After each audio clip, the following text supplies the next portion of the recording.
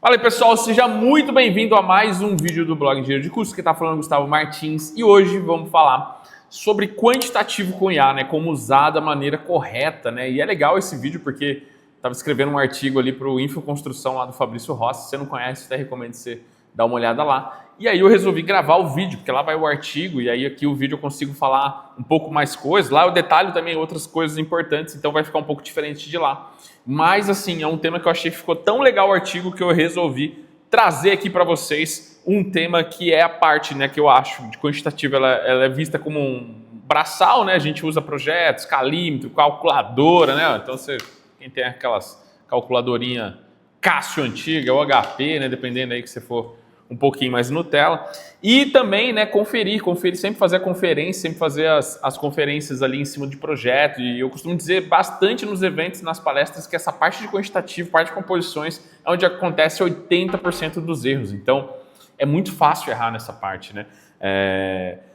Quem já fez sabe que não é muito difícil fazer extração de quantitativo, mas é extremamente trabalhoso. Por quê? Exige, né? Exige a maior barreira ali, sempre foi a pessoa ter experiência de campo. Porque a hora que você faz quantitativo, você está fazendo a previsão.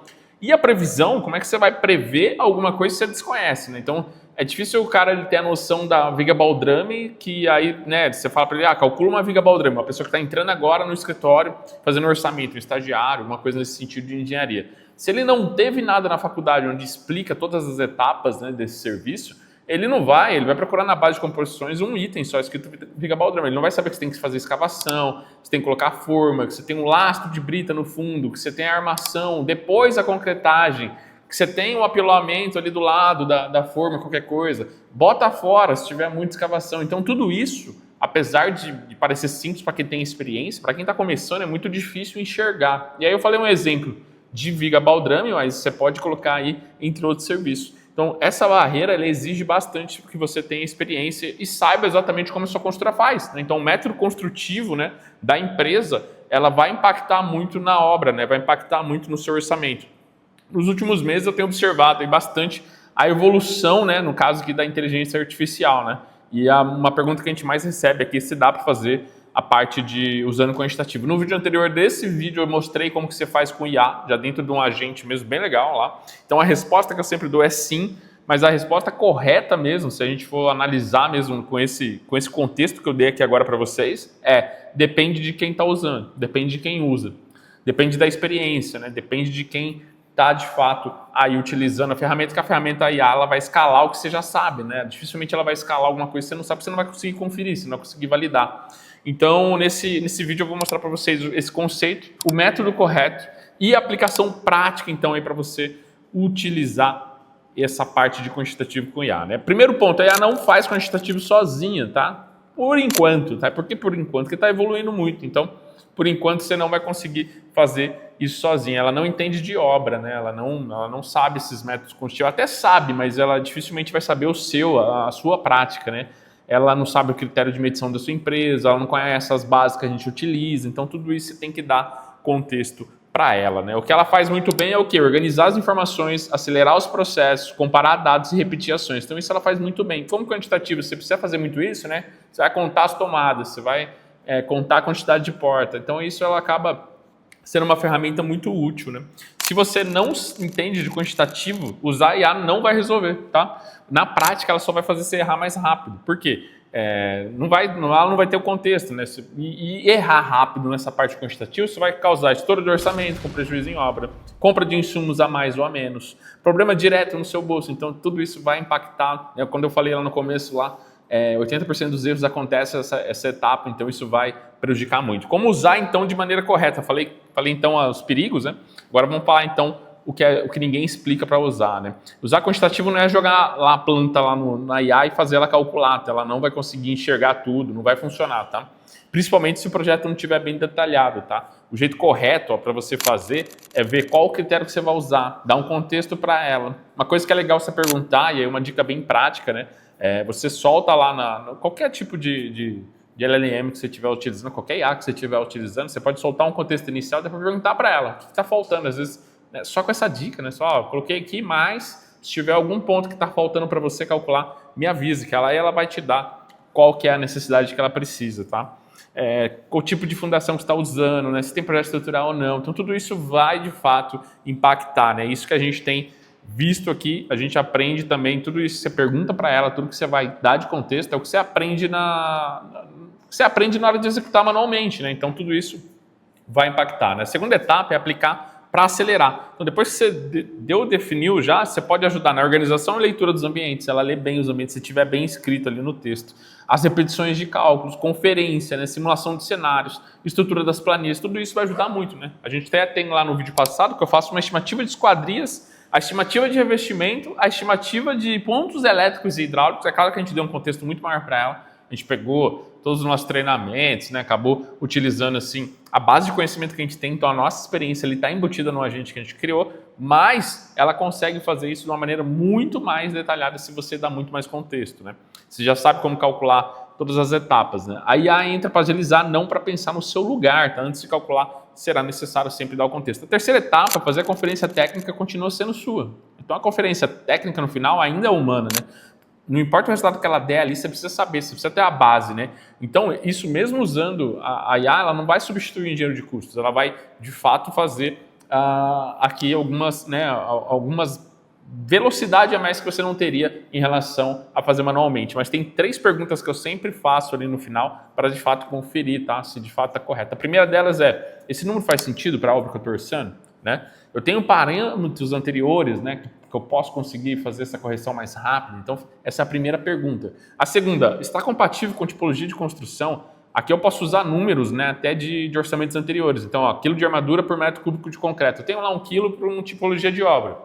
Sempre dá aquele índice de quilo por metro cúbico de concreto. Saiu um pouco fora, você precisa analisar, né? Por que saiu fora? Por que está a mais? Por que está a menos? Se você estiver usando a IA com projetos, às vezes você tem os projetos estruturais, e aí você se questionar, pô, nessa obra aqui eu tenho mais viga em balanço, eu tenho os vãos maiores, né? Então eu vou usar, de fato, mais concreto, eu vou usar mais armadura. Então tudo isso ajuda, até mesmo para você não conferir só a parte de orçamento, mas se você tiver que fazer alguma alteração em projetos, às vezes está estourando ali, pô, mesmo padrão, mesma região, tudo igual ali, não mudou nada um padrão do apartamento, eu só troquei o fornecedor do projeto, está dando muito mais, antes era 20 kg por metro cúbico, agora está dando 35 quilos, alguma coisa está errada. Então, o coeficiente ali de cagaço, às vezes, do projetista, ele está muito maior do que deveria. Então, é legal você pegar, às vezes, trocar de fornecedor, ou falar para ele revisar esse projeto, né, sem prejudicar o seu bolso, porque tudo isso vai impactar no custo, né? Se tiver um aumento aí desse tanto, né, aumentar 30%, 40% de consumo desses insumos que vão impactar, quer dizer, eu estou falando de concreto e aço,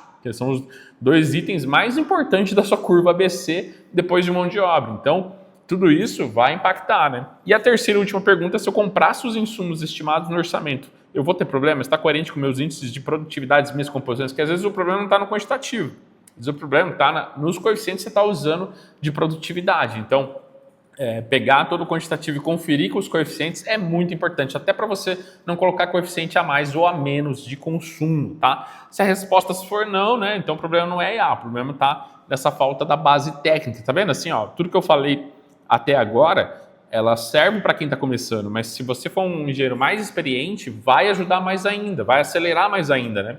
Então, aplicação prática do quantitativo com IA na vida real, né? Vamos trazer aqui para uma realidade de campo de obra. Imagina orçamentos e projetos executivos, situação extremamente comum, né? Se não ter projeto em residências, em obras de pequeno porte, em orçamentos comerciais e de reforma, você não tem projeto estrutural, hidráulica, elétrica, muito difícil. Pequenas obras, né?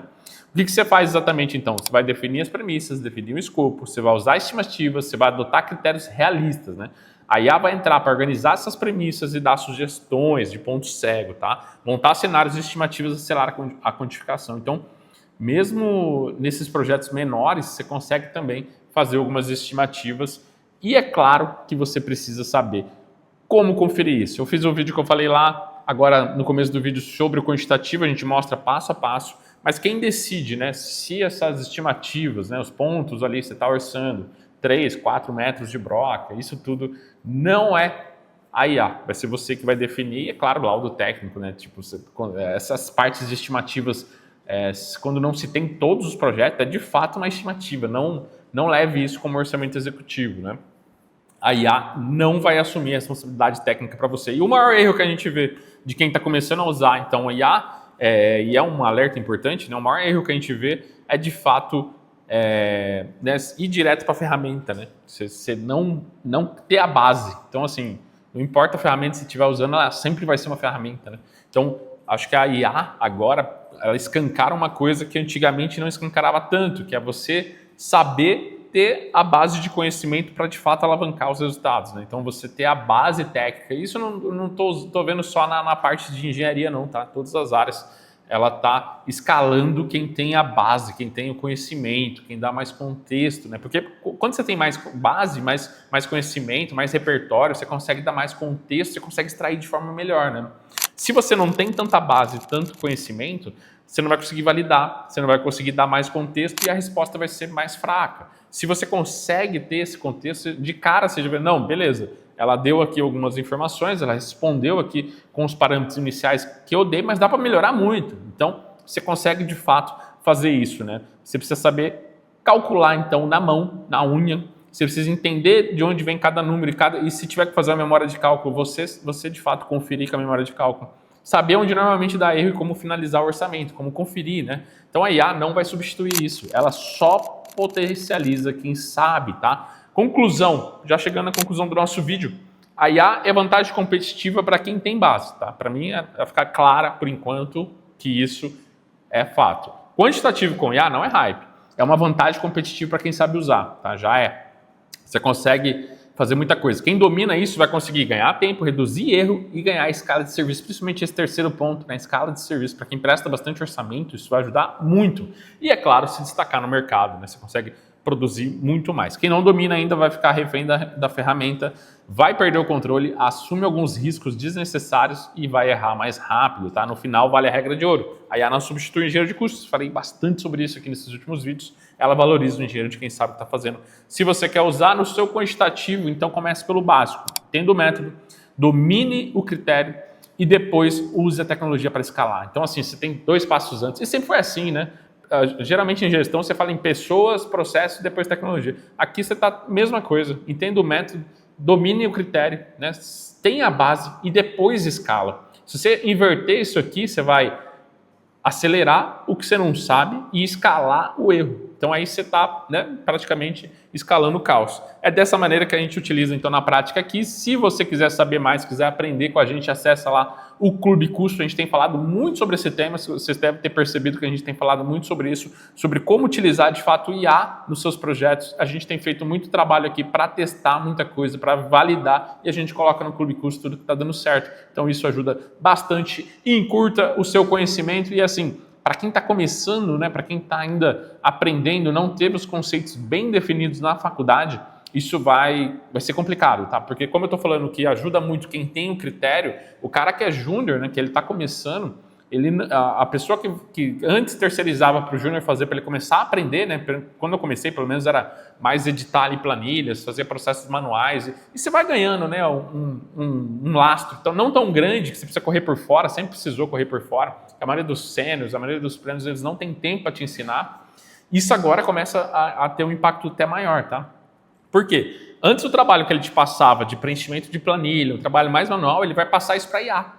Então, para o júnior, eu acho que esse ponto, talvez não muito agora, mas mais para frente, vai pegar muito, porque essas hard skills que antes tinha de ficar contando coisa, de ficar uma coisa mais manual e que dá para o júnior fazer e ele ajuda muito no processo e faz parte do amadurecimento dele, ele vai terceirizar isso para IA provavelmente. Então, os seniors acabam tendo mais produtividade e quem se prejudica mais nesse cenário, com certeza, né, fazendo aí uma previsão, vai ser de fato o júnior. Então, você conseguir buscar por fora, continuar com livros, continuar com treinamentos, continuar no Clube Custos, que é uma opção também, você vai conseguir passar essa barreira, né? Enfrentar essa barreira de ter esse encurtamento do seu processo de aprendizado. Isso é muito importante, tá? Então, continue estudando, continue vendo vídeo no YouTube, continue tentando chegar o mais rápido possível nesse nível para, de fato, você escalar a sua base, escalar o seu conhecimento, vai ajudar bastante. Espero que tenha ajudado esse vídeo. Um forte abraço e a gente se vê no próximo.